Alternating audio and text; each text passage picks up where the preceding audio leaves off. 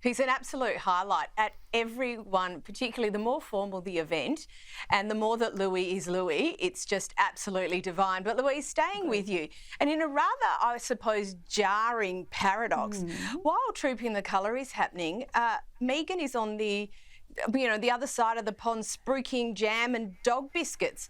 Now, was this intentional or was it a mishit?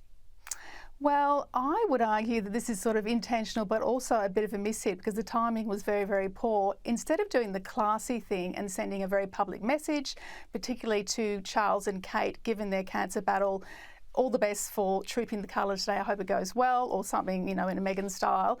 Instead, one of Harry's polo friends was putting up Instagram pictures of dog biscuits and raspberry jam. Now, I don't blame him at all. Clearly, Meghan had a hand in this. But to take the spotlight away from her father-in-law and sister-in-law is really, really poor form, I think. I don't think anyone cares about jam or dog biscuits at a time when the whole world's attention, in particular, is on Kate and her bravery on the world stage and being very stylish, unlike her sister-in-law, who really has put herself in the doghouse by spruiking products and not focusing on the royal family.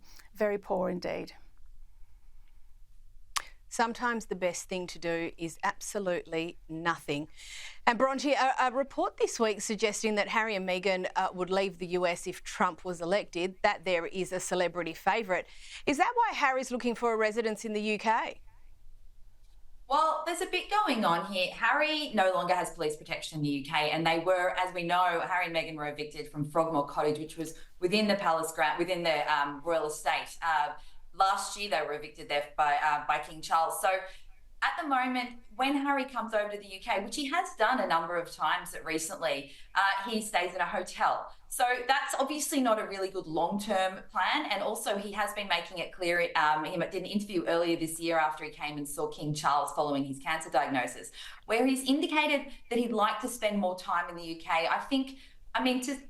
Probably it's the case that he would like to, have his children have some sort of relationship with his family in the future. And it's just extremely unlikely that any of the royals would go to the US to see them. So it's kind of bridging that gap. There's been just a little bit of noise apparently from their camp, indicating that they are looking to sort of ease back into some sort of UK residency.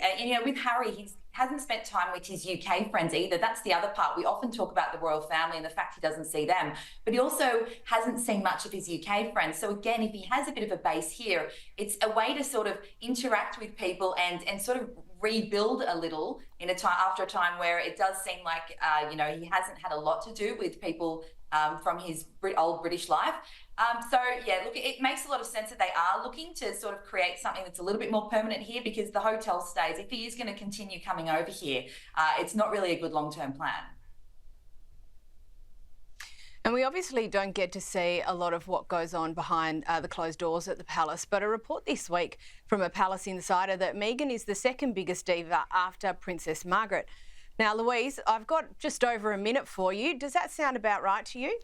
Well, it's interesting what your measure of being a diva is. I mean, Princess Margaret was well known for being quite demanding, in fact, even quite rude at times. Would be invited to dinner with her aristocratic mates and turn up 2, 3, 4 hours late. I don't think they cared. I think the cachet of having Princess Margaret at your table was worth any price to pay, really. And I don't think that a diva situation has really been Meghan's problem so far. It's more about the campaign of vilification she's waged against her husband's family and her own in-laws as well. So it's interesting that Jenny Bond, who's a very experienced and well-respected former BBC royal commentator, has actually sort of connected the two of them. So what would have been interesting if Princess Margaret had been alive and had met Meghan, what the dynamic would have been there, I think, in a way. But to say that Margaret's a bigger diva is probably true in a way, because I think there's other issues with Meghan and the royal family, rather than being demanding or, expecting freebies, etc., etc.